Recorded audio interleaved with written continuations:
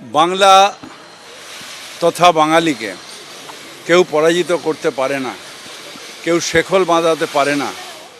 কারণ আমাদের মাতৃভাষা বাংলা এবং বাঙালির জন্যে আজকে স্বাধীনতা সংগ্রামে আমরা জয়ী হয়েছি।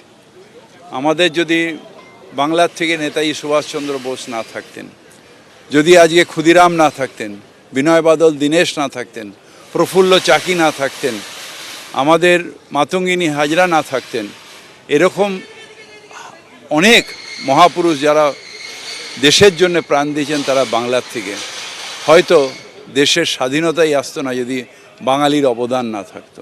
যারা দেশে এইগুলো করছেন তাদের বোঝা উচিত যে আজকে যে স্বাধীন ভারতের প্রধানমন্ত্রীর নাম নরেন্দ্র মোদী, তার একটাই কারণ বাংলার মানুষের অবদানের কথা, যারা স্বাধীনতা সংগ্রামী তাদের অবদান।